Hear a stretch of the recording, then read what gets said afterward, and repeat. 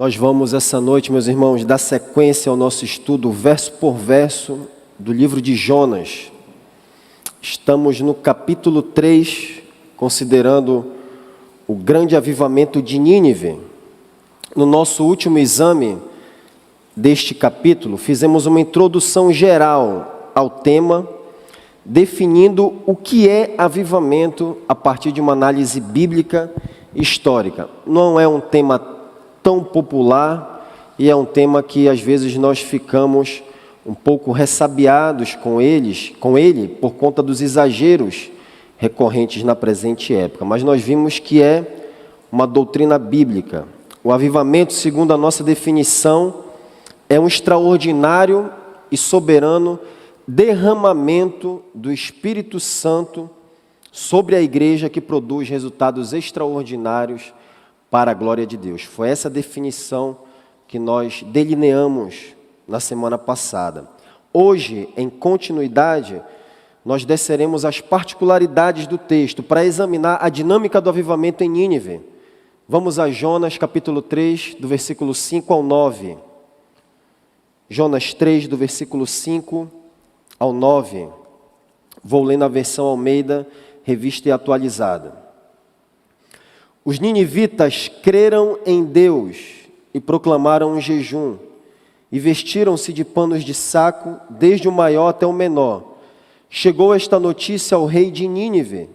Ele levantou-se do seu trono, tirou de si as vestes reais, cobriu-se de pano de saco e assentou-se sobre cinza, e fez-se proclamar e divulgar em Nínive, por mandado do rei e seus grandes, nem homens, nem animais, nem bois, nem ovelhas provem coisa alguma, nem levem ao pasto, nem bebam água, mas sejam cobertos de pano de saco, tanto os homens como os animais, e clamarão fortemente a Deus, e se converterão, cada um do seu mau caminho e da violência que há nas suas mãos. Quem sabe se voltará a Deus e se arrependerá, e se apartará do furor da sua ira, de sorte que não pereçamos. Vamos orar. Pai, Santo Deus, nós estamos expostos diante da Tua santidade essa noite. Nós colocamos a nossa mente, o nosso intelecto, o nosso coração, a nossa vontade diante do Senhor. Opera em nós, de modo que isso cause mudança, Senhor. Que o Senhor nos encha com Teu Santo Espírito, em nome de Jesus. Amém. Embora não exista método para produzir um avivamento, nós vimos isso na semana passada, sempre há, falando de modo geral, alguns estágios preliminares e processos comuns na vida dessa gloriosa experiência. O avivamento de Nínive, meus irmãos, não ocorreu num único passo. Os ninivitas eles não foram vivificados apenas no único movimento. Houve em Nínive alguns estágios, uma dinâmica geral comum a todos os avivamentos. Eu quero contextualizar esse processo aos irmãos dentro do livro de Jonas, dentro do que nós vimos até aqui. Jonas era um famoso profeta de Israel, mas a decadência espiritual de Jonas começou quando ele rejeitou a palavra do Senhor e fugiu para Tarsis. O drama da fuga de Jonas, ao longo de todo o primeiro capítulo, nós vimos, revelou a espiritualidade superficial do profeta, sinalizada por falta de oração, ortodoxia morta, uma confissão que estava apenas nos lábios, mas não no coração, ocultamento de pecado, e tudo isso a raiz era o orgulho dele querer ser como Deus e fazer a sua própria vontade. O resultado dessa tola fuga foi o mesmo de todos aqueles que rejeitam a palavra do Senhor. O fundo do poço. Jonas foi jogado pelos marinheiros do navio no meio do oceano. Ali, naquela condição trágica, Jonas experimentou o abandono de Deus e as consequências do próprio pecado dele, da sua própria rebeldia. Ali ele teve ondas de ansiedade, profunda angústia, tristeza, desesperança, além do risco de morte que ele estava sofrendo ali naquela ocasião. Que triste condição para alguém que se destacou como um notável profeta em Israel, anunciando inclusive a expansão territorial de Israel no tempo que a Síria dominava todo o planeta. Isso está lá em 2 Reis, segundo livro de Reis, capítulo 14, versículo 25. Foi no fundo do poço, porém, meus irmãos, que Jonas enxergou sua condição deplorável, sua triste condição, e ali ele clamou a Deus e ele recebeu do Senhor renovo e libertação daquela condição dele. O avivamento de Nínive, meus irmãos, foi prefaciado pelo reavivamento de Jonas. Como geralmente Deus faz, o avivamento geral começa pelo avivamento de um indivíduo. Esse é o primeiro estágio, de modo geral, falando de modo geral dos avivamentos. Assim tem sido, meus irmãos, ao longo da história, seja ela bíblica, ao longo da história da igreja. Lembrem-se do rei Josias, Esdras, de Neemias e do apóstolo Paulo, que eu mencionei na semana passada. Olhem também para a história da igreja, que nós vimos também no estudo anterior. Não foi assim na Reforma Protestante, em 1517? Martinho Lutero, vocês lembram, era um monge em tristes condições. Lutero cultivava uma religião morta. Lutero era apenas um religioso, vivendo em monastérios, tentando buscar a Deus com as suas próprias forças. Mas um dia o Espírito Santo tocou o espírito de Lutero e esse homem sozinho se levantou contra séculos de tradição oposta àquilo que ele acreditava. E ele se levantou defendendo a doutrina da justificação pela fé somente. Da mesma maneira, ocorreu no primeiro grande despertamento no século XVIII, que nós também vimos na semana passada. Numa época de aridez espiritual, o Espírito Santo preparou Jonathan Edwards, o converteu aos 18 anos e fez esse homem amar a santidade para desencadear posteriormente um avivamento nas 13 colônias, um grande avivamento nas 13 colônias da América do Norte. Do outro lado do Atlântico, enquanto isso daqui estava acontecendo, Deus levantou George Whitefield e em seguida John Wesley para avivar a Inglaterra. E quando o avivamento na Inglaterra ainda estava em curso, ainda estava em andamento, Whitefield saiu de lá e fez uma excursão evangelística esmagadora na América do Norte. O avivamento lá na América do Norte já estava perdendo força e Whitefield incendiou novamente a chama do avivamento iniciada por Jonathan Edwards. Com raras exceções, meus irmãos, todos esses derramamentos extraordinários do Espírito Santo, inclusive o de Nínive, são desencadeados pela figura de um pregador. Se não o é inicialmente, mas em algum momento é um pregador quem toma a dianteira e toma a vanguarda do movimento e leva esse movimento adiante. É a pregação, meus irmãos, que espalha o fogo do avivamento. E aqui está o segundo estágio do avivamento. Olhem para Jonas. Uma vez que Jonas foi vivificado, ele foi restaurado por Deus ao ofício de pregador e ele acendeu a chama do avivamento em Nínive, pregando a seguinte mensagem. Lá no versículo 4 ela está: daqui a 40 dias Nínive será destruída. E isso é verdade também em outros avivamentos. Lutero, como eu já mencionei, o arauto da Reforma, disse que se considerava em primeiro lugar e acima de tudo um pregador, embora fosse um teólogo notável também. Jonathan Edwards, o maior pastor teólogo da história da América do Norte, também era sobretudo um pregador. E isso é ainda mais evidente no que diz respeito a George Whitefield e John Wesley. Esses dois homens eram pregadores itinerantes que viajavam de um lugar para o outro incansavelmente, em cima de cavalos, atravessando pântanos, e em alguns períodos das suas vidas chegaram a pregar até mais de 10 sermões por semana. Então, meus irmãos, o que nós temos em tempos de avivamento é perfeitamente compatível com o que um lorde escocês do século XVI descreveu a respeito da pregação do escocês John Knox. Ele disse o seguinte, eu cito aqui: asseguro-vos de que a voz de um único homem, por 1 hora, é capaz de colocar em nós mais vida do que 500 trombetas nos trovejando estrondosamente aos ouvidos.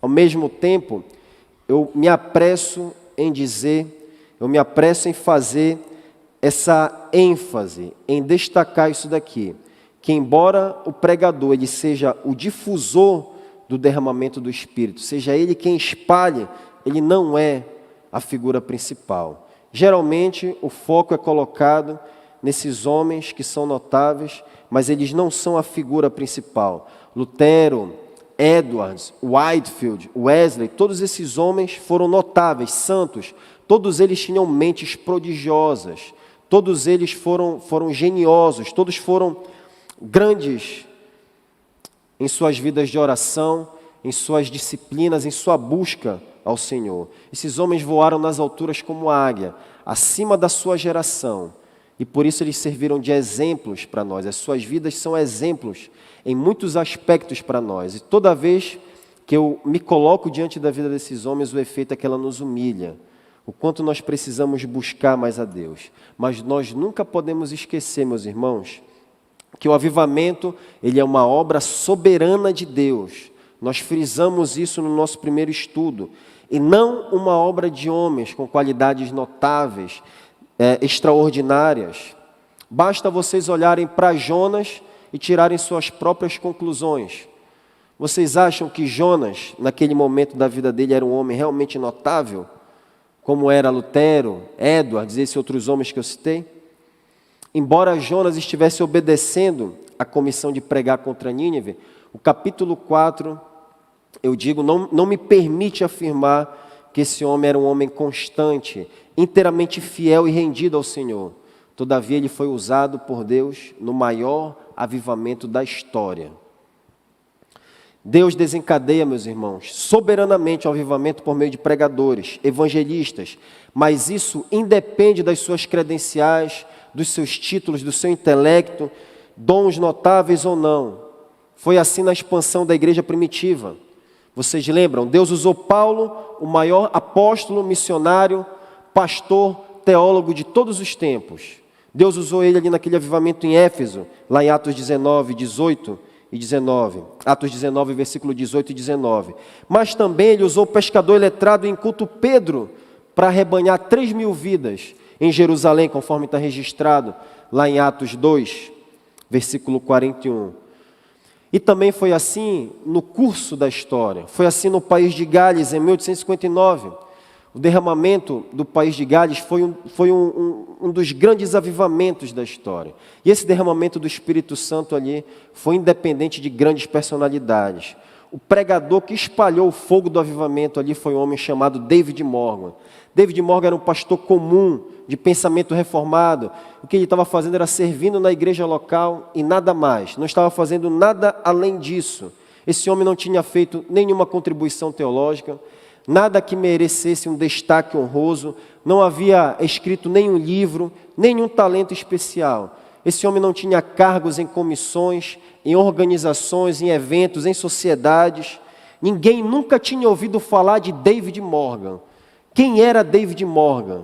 Ninguém nunca tinha ouvido falar desse homem, desse metodista de pensamento reformado.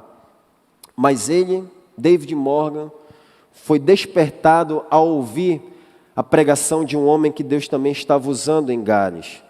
E David Morgan, cheio do Espírito Santo, foi usado poderosamente para pregar como um leão durante 2 anos. E depois o Espírito o deixou. E ele nunca mais pregou daquela maneira que ele pregou em tempos de avivamento. Mas David Morgan era um homem comum, não era um homem conhecido, não era o pastor mais famoso da época. Pois bem, meus irmãos, aqui estamos nós, numa cidade de 500 mil de habitantes, cheia de violência, crimes, corrupção, vícios e imoralidade, não muito diferente de Nínive, vocês devem concordar comigo. E você acha que Deus não pode usá-lo poderosamente para avançar o evangelho no mundo? Simplesmente porque você não é um pastor, um missionário, e talvez não tenha dons notáveis, talvez você ache isso. Talvez isso te bloqueie para se envolver mais no avanço do evangelho no mundo. Você acha mesmo que não pode ser usado por Deus, meu irmão? Onde estão os homens e as mulheres comuns, se é que eu posso me expressar assim? Onde estão os homens e mulheres comuns da primeira igreja do Batista do Pará? Onde estão os homens e mulheres comuns daqui dessa igreja, mas que têm fome de Deus, fome de santidade, e desejam ver ardentemente o Espírito Santo sendo derramado na nossa época? Temos homens e mulheres assim aqui, meus irmãos? Amém? Onde estão os que se colocarão na brecha em favor do povo, em favor da nossa época, como fez Moisés? Deus usará os pastores, os missionários? Talvez não. Talvez Deus queira usar você. Porque nós escolhemos as grandes personalidades. Se nós vamos produzir um evento, nós queremos as grandes personalidades conosco. Nós queremos fazer as coisas de um modo mais complexo. Mas Deus, Ele faz as coisas de modo simples às vezes. Ele usa as coisas que são loucas para o mundo, para que Ele não divida a glória com ninguém. Ele pode usar você, meu irmão. Você não precisa de um título, você e eu precisamos, em primeiro lugar e acima de tudo, buscar a Deus. Nós precisamos da plenitude de Deus em nós, precisamos ser cheios do Espírito Santo. Esse é o homem e a mulher que Ele usa, o homem que o está buscando, o homem que tem desejo de santidade, o homem que quer estar aos pés dEle, o homem que está buscando a face dEle. Não o homem que tem títulos, dons e talentos. Não necessariamente, meus irmãos. Uma vez que Deus levantou Jonas e colocou sobre ele o fardo da pregação, quais são os passos seguintes do avivamento em Nínive? O passo subsequente está descrito aí no versículo 5. O versículo 5, o qual é um resumo do avivamento de Nínive, é um resumo de tudo que vem adiante. Os ninivitas creram em Deus e proclamaram um jejum, e vestiram-se de panos de saco, desde o maior até o menor. Aqui está o passo seguinte, conversão. Os versículos seguintes, do 6 ao 9, descrevem para nós com maiores detalhes a experiência genuína de conversão dos ninivitas. A genuína conversão de um indivíduo possui alguns elementos básicos, e esses mesmos elementos que estão presentes no avivamento, visto que o que acontece realmente no avivamento é a conversão de um grupo de indivíduos. Em tempos de avivamento, porém, a experiência de conversão é mais intensa, é mais dramática. Noutras palavras, quando o Espírito Santo é derramado sem medida, de modo extraordinário, a constituição humana não consegue suportar o poder dos céus, o golpe que vem dos céus sobre o seu povo. Então, o que nós temos são os seguintes elementos aqui. Primeiro, profunda convicção de pecado. Essa é, invariavelmente, meus irmãos, a primeira coisa que ocorre tanto na conversão do indivíduo quanto em avivamentos. É evidente que os ninivitas tiveram profunda convicção de pecado naquela ocasião, ao ouvir a pregação de Jonas, porque o rei de Nínive reconheceu o pecado da cidade em termos de maldade e violência, quando decretou um jejum geral. Ele disse isso lá no versículo 8, confira na sua Bíblia, por favor. Versículo 8, sejam cobertos de pano de saco, tanto homens como animais, e clamarão fortemente a Deus, e se converterão cada um, e aqui ele reconhece a maldade do povo, cada um do seu mau caminho e da violência que está nas suas mãos. Aqui está a convicção de que eles eram pecadores. Agora é importante dizer, meus irmãos, que a convicção de pecado não é meramente reconhecer um erro, não é meramente reconhecer que se comete falhas e que isso prejudica a si mesmo e até outras pessoas. Há muito mais que isso envolvido na convicção de pecado. O indivíduo em convicção de pecado, ele começa a ver em primeiro lugar e acima de tudo que seu pecado é terrível, principalmente aos olhos de Deus. Não porque prejudica a si mesmo ou prejudica outras pessoas. O Espírito Santo de Deus, por meio da palavra, produz a convicção de que o pecado foi cometido aos olhos de um Deus santo e justo. Não aos olhos de um Deus bonachão, mas aos olhos de um Deus santo e justo. É uma visão da própria pecaminosidade e da santidade de Deus. Essas duas coisas estão juntas aqui na convicção de pecado. E é nesse ponto aqui que inicia a conversão. O homem, em profunda agonia, pavor, desespero, diante da expectativa do juízo divino, porque recebeu o veredito de culpa diante do tribunal celeste. É aqui que começa a convicção de pecado. Em todos os verdadeiros avivamentos, houve indivíduos que experimentaram profunda agonia por causa da consciência de seus pecados diante da santidade de Deus.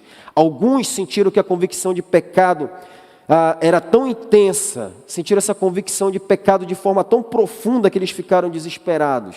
E certamente foi assim em Nínive, quando o rei espalhou a notícia na cidade, decretando que todos deveriam clamar fortemente a Deus, lá no versículo 8. Lembrem-se do profeta Isaías, no templo, quando ele teve uma gloriosa visão da santidade de Deus. E os serafins estavam acima dele, cada um tinha 6 asas, com 2 cobriu o seu rosto, com 2 cobriu os seus pés, e com 2 voavam, e clamavam uns aos outros, dizendo: Santo, Santo, Santo é o Senhor dos exércitos, toda a terra está cheia da sua glória. Vendo isso, o que foi que Isaías fez? Ele disse: ai de mim, estou perdido, porque sou um homem de lábios impuros, habito no meio de um povo de impuros lábios, e os meus olhos viram o Rei, o Senhor dos exércitos.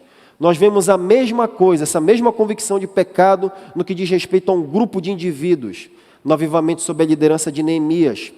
Logo após o exílio babilônico, o terceiro avivamento que ocorreu no povo de Israel após o exílio. A palavra de Deus ali naquela ocasião estava sendo lida e explicada ao povo, e então veio uma intensa e dolorosa convicção de pecado sobre todos ali naquela ocasião. Neemias 8:9, se você quiser conferir. Neemias 8:9. Então o governador Neemias, o sacerdote e escriba Esdras e os levitas que instruíram o povo disseram: não se lamentem nem chorem num dia como este. Hoje é um dia consagrado ao Senhor seu Deus, pois todo o povo chorava enquanto ouvia as palavras da lei.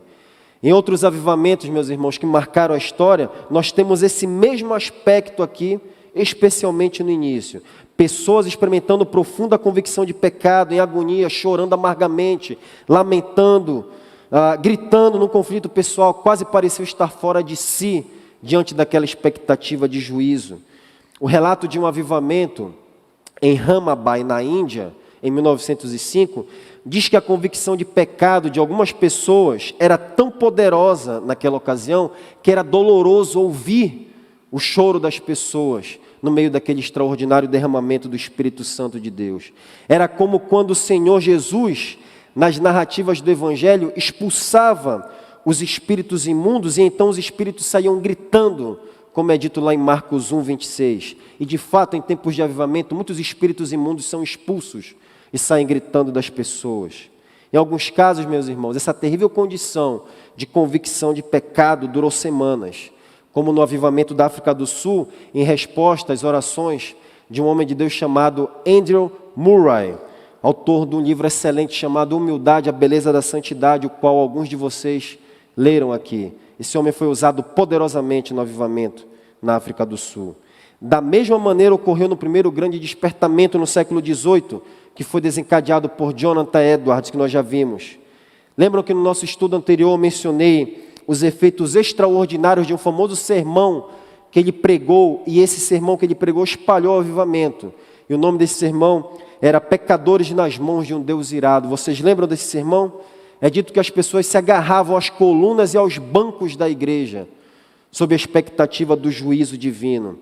Ao relato de um pastor que estava na plataforma na ocasião, ele se agarrou à toga de Edwards, e ele dizia: Senhor Edwards, Deus não é um Deus de misericórdia. Tamanha a convicção de pecado que esse homem experimentou. Foi assim também no avivamento na Irlanda do Norte, em 1840, meus irmãos. Outro pastor notável, muito conhecido, Robert Murray McCheyne, 3 anos antes dele morrer aos 29 anos, com apenas 29 anos, ele testemunha sobre o avivamento na sua região, dizendo o seguinte: ouvi indivíduos clamarem em alta voz, como perfurados por um dardo. Em tais horas vi as pessoas tão vencidas pelo Espírito, que não conseguiam ficar em pé sozinhas. Não poderia ser outra, meus irmãos, a reação de uma experiência tão intensa diante da presença de Deus. Vocês se lembram do apóstolo João? Isso não é encontrado só apenas na história da igreja. Vocês lembram do apóstolo João, enquanto estava preso na ilha de Patmos? quando ele foi tomado pelo Espírito e teve uma visão do Senhor Jesus exaltado, o Alfa e o Ômega. E ele diz em Apocalipse 1,17, quando ele viu Jesus, caiu aos seus pés como morto. Ninguém pode suportar estar na presença do Senhor dessa maneira. E assim será, meus irmãos, no dia do juízo, de acordo com Lucas, capítulo 21, do versículo 25 ao 26. Lucas diz que haverá sinais no sol, na lua, nas estrelas, sobre a terra, angústia entre as nações, em perplexidade, por causa do bramido do mar e das ondas. Haverá homens que desmaiarão de terror, diz Lucas, pela expectativa das coisas que sobrevirão ao mundo, pois os poderes do céu serão abalados. E a mesma coisa nos é dita em Apocalipse 6,16, sobre a reação dos incrédulos diante da expectativa do grande dia do juízo. Olha só o que diz Apocalipse 6,16. Então passaram a berrar para as montanhas e rochedos, caiam sobre nós e ocultem-nos da face daqueles que se assenta no trono e da ira do Cordeiro. A propósito, se você não entregar a sua vida a Cristo, eu estou te vendo aqui nesse dia, clamando dessa maneira, fugindo da ira do Cordeiro. Você sabe qual será o seu futuro se você não entregar a vida a Cristo. Está escrito aqui, está escrito, céus e terras passarão, mas a palavra de Deus não passará. Convicção de pecado, meus irmãos, era um dos elementos vitais dos avivamentos antigos. Mas nos nossos dias, na evangelização moderna, quase deixou de existir o elemento da convicção de pecado. O intelecto é alcançado, mas dificilmente há quem diga como o carcereiro de Filipos, que é necessário que eu faça para me salvar. Observem a nossa época e vocês podem comprovar por vocês mesmos. Observem o tipo de evangelização que nós temos. Há um assentimento intelectual de algumas verdades cristãs. Nunca houve tanta informação como na nossa época, conteúdo teológico e facilidade de acesso a essas coisas, igrejas em qualquer lugar, pregações na internet, e bendito seja o Senhor por tudo isso. Mas podemos dizer que a convicção de pecado é proporcional ao conhecimento bíblico que nós temos? E eu endereço essa pergunta, em primeiro lugar, a mim mesmo. Aquilo que sabemos está nos mostrando os nossos pecados? Não nos permita o Senhor que o nosso acesso à informação bíblica nos torne piores, mas que reavive o nosso espírito, que cause convicção de pecado e nos leve para mais perto de Deus. Porque com acerto disse o evangelista britânico Leonard Ravenhill, que o nosso conhecimento bíblico só será se nós não vivermos, que todo o nosso conhecimento bíblico, se nós não praticarmos, será usado contra nós no dia do juízo. Vamos seguir para o próximo estágio da conversão em massa dos ninivitas. E qual é esse próximo estágio? O próximo estágio é a contrição, o quebrantamento, a humilhação. Tendo sido tomados por forte convicção de pecado e expectativa de juízo, a contrição dos ninivitas foi expressa de acordo com o versículo 5, quando eles proclamaram um jejum e vestiram-se de panos de saco. Essa humilhação dos ninivitas é expressa em dois aspectos. Primeiro, o jejum. Um dos propósitos do jejum na Bíblia é expressar publicamente o arrependimento. É interessante que, nesse caso, até os animais foram obrigados a jejuar rigorosamente, sem terem direito nem água deveriam tomar. Diz lá o versículo 7, se você quiser conferir. Parece ridículo, meus irmãos, que animais sejam incluídos nessa manifestação de arrependimento, visto que a Bíblia ordena apenas que pessoas se arrependam. Mas, visto que o juízo era para a cidade toda, a ameaça de destruição era para Nínive inteira, não apenas para os homens, a atitude do rei de ordenar também que os animais jejuem, ao que me parece, representava aqui um esforço genuíno, um quebrantamento genuíno do rei em promover o mesmo espírito de humilhação na sua cidade. O rei foi tomado por tão profunda convicção de pecado que ele decretou isso de maneira geral. Imaginem que cenário apocalíptico. Era isso que o rei queria imprimir na mente das pessoas, os animais grunhindo, morrendo de fome, gemendo por falta de alimento, e isso estaria diante dos olhos dos ninivitas, e não permitiria que eles ignorassem que os animais da cidade estavam sofrendo por causa do pecado deles. Não teria como eles esquecerem que todo aquele cenário de destruição, aquela cidade em silêncio, e apenas com os animais grunhindo, era por responsabilidade dos próprios ninivitas. A segunda maneira que os ninivitas expressaram o quebrantamento e contrição, meus irmãos, foi no uso do pano de saco. O pano de saco era um tecido áspero, duro, usado para fabricar sacos, e normalmente apenas pessoas pobres usavam roupas, faziam desse pano tecido para suas roupas. Até mesmo o rei teve uma nova atitude em relação ao seu ego e se humilhou publicamente. Ele não apenas decretou, mas ele mesmo assumiu o arrependimento também para si. Ele mesmo vestiu panos de saco, e então nos é dito que ele sentou sobre cinzas, servindo de exemplo para toda a cidade. Nós lemos isso no versículo 6, acompanhe, por favor. Ele se levantou do trono, tirou de si as vestes reais, cobriu-se de cinza, de pano de saco, e assentou-se sobre cinza. Então, meus irmãos, jejuar, vestir pano de saco e sentar-se sobre cinzas era a mais evidente manifestação pública em termos de luto por causa do pecado. E todos os ninivitas fizeram isso. Aquele povo inteiro estava sob convicção de pecado. De modo semelhante, meus irmãos, aconteceu no avivamento em Fiji, nas Ilhas Fiji, sob o ministério do missionário inglês John Hunt. John Hunt foi casado, recém-casado, em 1839, ele e sua esposa, recém-casados, foram enviados como missionário para as Ilhas Fiji. As Ilhas Fiji ficam no Pacífico Sul, é um país com 300 ilhas. E John Hunt foi enviado para lá, para um povo canibal. O povo era violento, o povo estrangulava os enfermos, matava os doentes, cortavam os dedos dos que eram pegos, roubando, e até havia infanticídio. E os vencedores das guerras nas aldeias comiam os corpos dos inimigos ali naquele país. E eles tinham um rei chamado Tacombal, que era conhecido como açougueiro de seu povo, um homem muito violento que comia os seus inimigos. E no início do ministério de John, pessoas eram queimadas próximas à casa da missão, em cerimônias bárbaras. Os corpos eram deixados perto das casas dos missionários e a putrefação, o fedor da decomposição dos corpos afetava o ambiente ali. Eles não conseguiam trabalhar com tranquilidade com corpos espalhados em frente à casa dos missionários. Mas quando o ministério de John, meus irmãos, parecia fadado ao fracasso, um glorioso avivamento irrompeu nas Ilhas Fiji por meio do ministério desse homem. Pessoas começaram a se converter a Cristo. Guerreiros, líderes e até a rainha se converteu debaixo do ministério desse homem.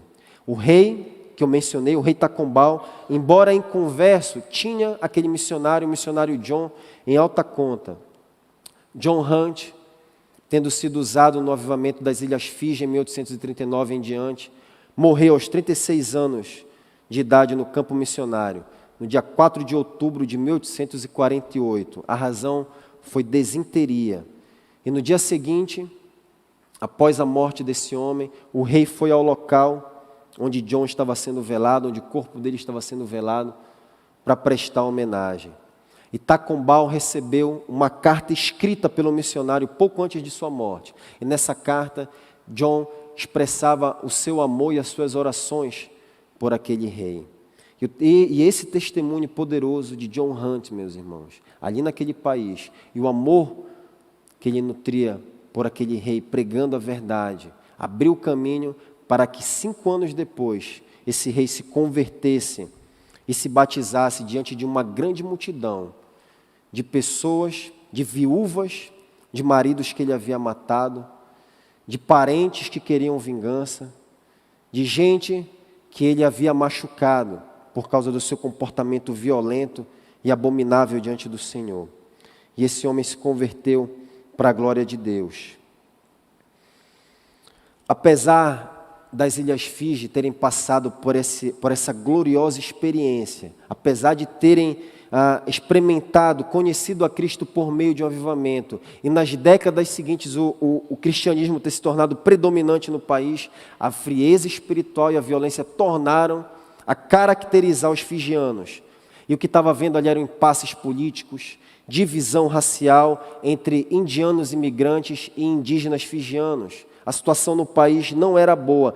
E o clímax desse colapso ocorreu no ano 2000, quando houve o segundo golpe militar da história de Fiji. E no meio desse cenário sombrio, com lojas sendo saqueadas, bombas jogadas, pessoas morrendo na cidade, no meio desse cenário sombrio, o presidente do país e outros governantes de Fiji se reuniram e entenderam que um dos principais fatores daquela crise eram as tristes condições da igreja local, da igreja de Fiji. Então o presidente decidiu reunir os líderes da igreja e comunicar a eles isso, a percepção deles.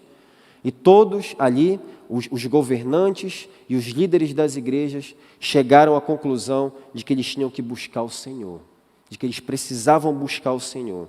A partir disso, meus irmãos, as igrejas convocaram os seus membros para reconhecer seus pecados e começar a orar pela nação. Em todos os lugares as pessoas se reuniam para reuniões de oração, de arrependimento, de reconciliação, se humilhando, chorando, implorando pelo perdão, pela misericórdia de Deus, se reconciliando uns com os outros, reconhecendo que só Ele poderia trazer a solução para aquele país. E essas orações do povo, a partir dos governantes, desencadearam o avivamento nas Ilhas Fiji. Os líderes do país então convocaram um dia de oração nacional, arrependimento, reconciliação. E a humilhação, a contrição, o quebrantamento dos fijianos irrompeu no avivamento que tirou o país, meus irmãos, da beira de um desastre, da beira da destruição como Nínive estava. E desde o início dos anos 2000, o avivamento ainda continua nas Ilhas Fiji. Há decretos ali naquela região para dias nacionais de arrependimento e oração. Desde 2003, há missionários nativos que viajam pelo país em equipes e passam uma semana nas aldeias, vilas, comunidades, ensinando as Escrituras, conduzindo o povo ao arrependimento. E o povo tem se convertido e o Espírito Santo continua sendo derramado por lá. O avivamento ainda está acontecendo em 2022, nas Ilhas Fiji. Mais de uma década de avivamento, de Deus mudando os rumos daquela nação que estava afundada em corrupção. E você pode pesquisar sobre isso. Que extraordinário, meus irmãos, o que Deus está fazendo nas Ilhas Fiji. Como é que isso fala ao seu coração? Ao desejo de interceder a Deus pela nossa nação? Levantar uma oração por avivamento, meus irmãos, não é difícil. Não é difícil nós orarmos por isso. Talvez nós não façamos oposição a isso, mas perseverar nessa ocupação é uma grande guerra espiritual, assim como é a oração. Os fijianos oraram 20 anos antes de ver o avivamento naquele país. 20 anos. Você está disposto a perseverar orando por um avivamento na nossa nação? Por um avivamento pessoal acima de tudo? Onde é que está a sua esperança para esse país? Está na política? Está na educação?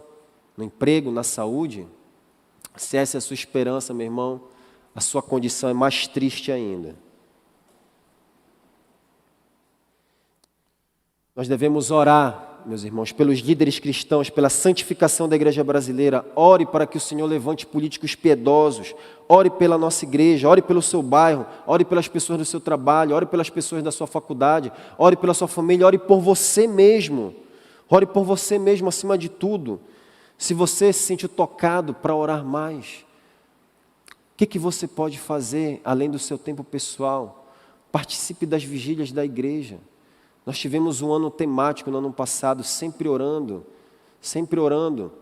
e nós temos diversas iniciativas na nossa igreja para conduzir o povo em oração. Temos vigílias, temos reuniões de oração. Vamos nos unir para orar, meus irmãos. Vamos nos unir para buscar a presença do Senhor.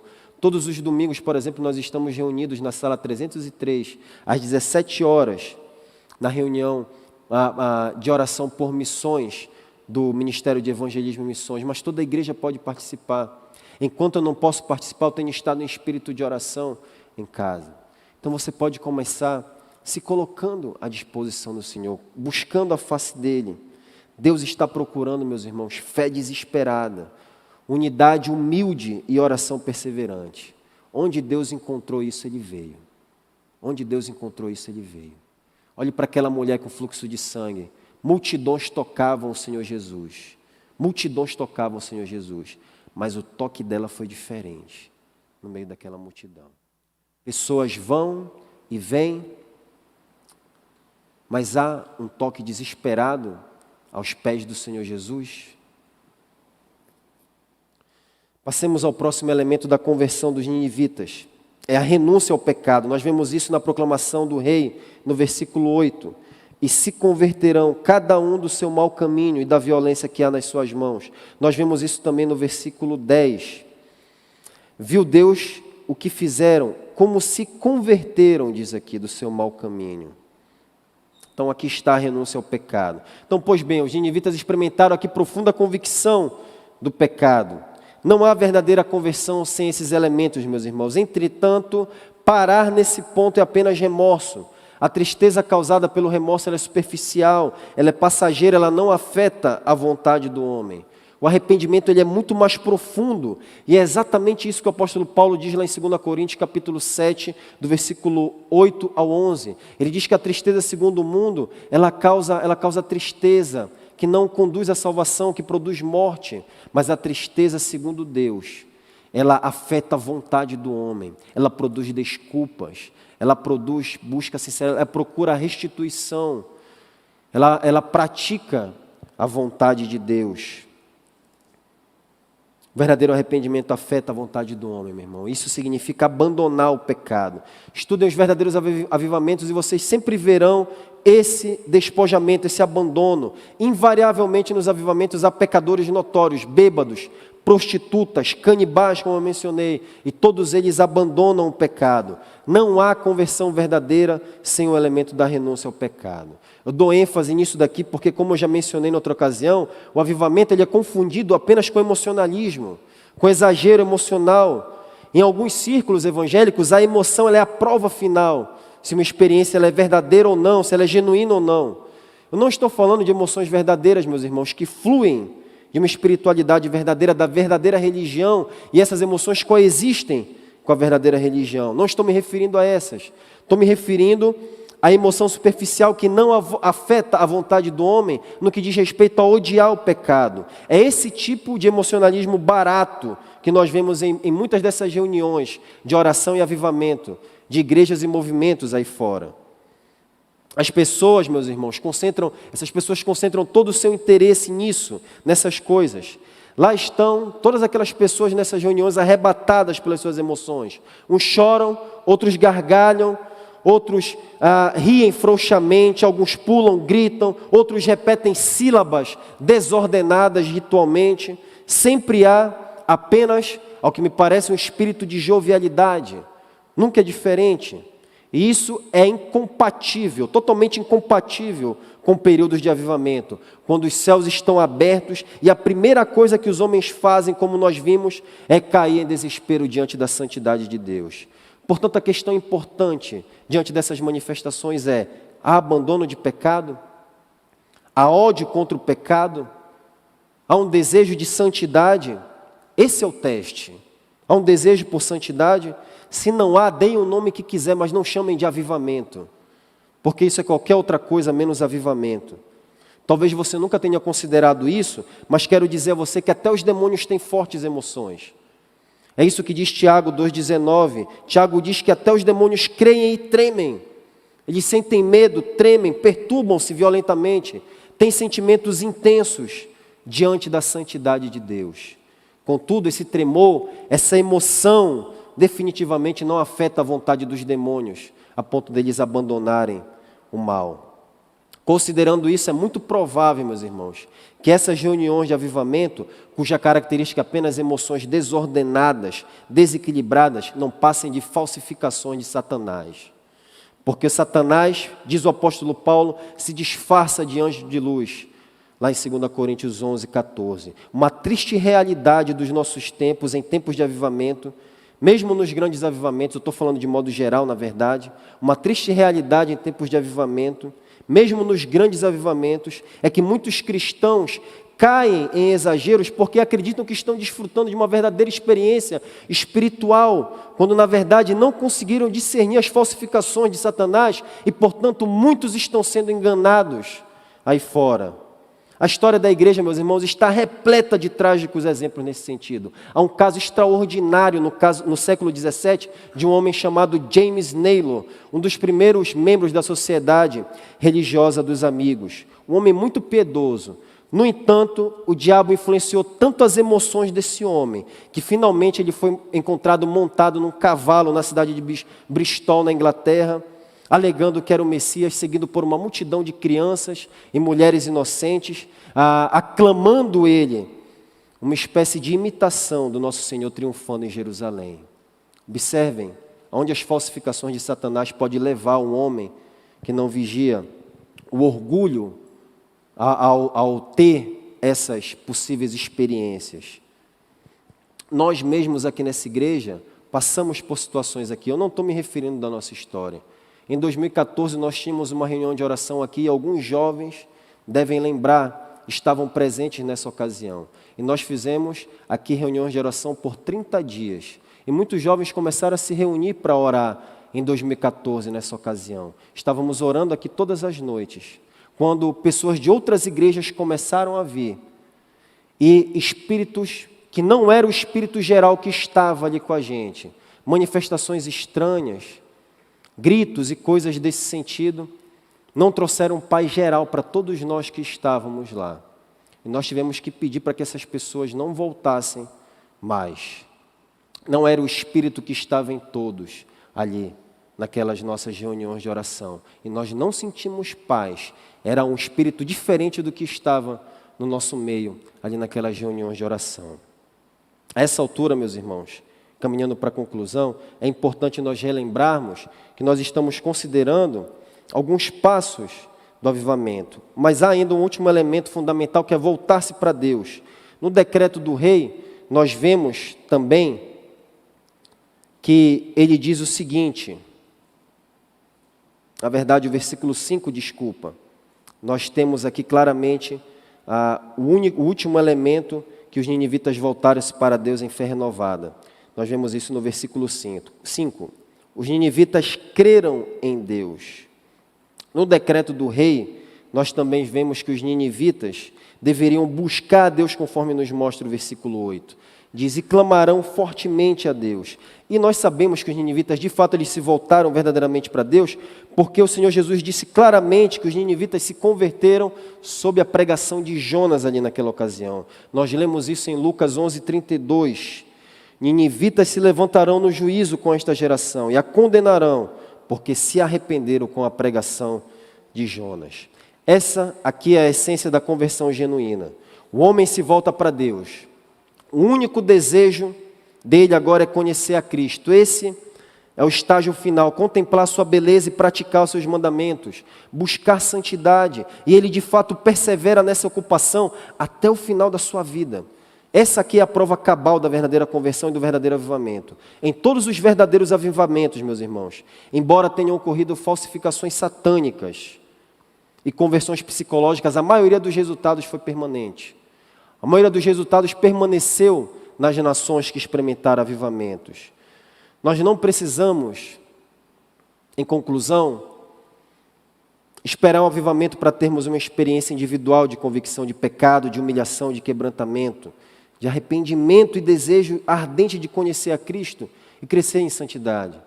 Nós não precisamos esperar um avivamento nacional para que nós façamos isso, para que nós nos coloquemos à disposição do Senhor. O arrependimento em massa de Nínive, meus irmãos, serve como um testemunho da graça de Deus a todos que se humilham em fé diante do Senhor. O que é verdade para Nínive é verdade para cada um daqueles que se humilham em fé e arrependimento diante do Senhor. Mas todos aqueles que endurecem seus corações orgulhosos e rejeitam a Jesus, deixando de seguir o exemplo dos ninivitas aqui nesse capítulo 3, no dia do juízo, experimentarão aquilo que está escrito lá em Lucas 11:32. Eles serão julgados pelos próprios ninivitas, porque Jesus é maior do que Jonas. Busquemos um avivamento, meus irmãos, sim, mas que comece primeiramente em nós, para a glória de Deus. Um avivamento verdadeiro que nos leve a amar a Cristo e crescer em santidade. Em nome de Jesus. Amém.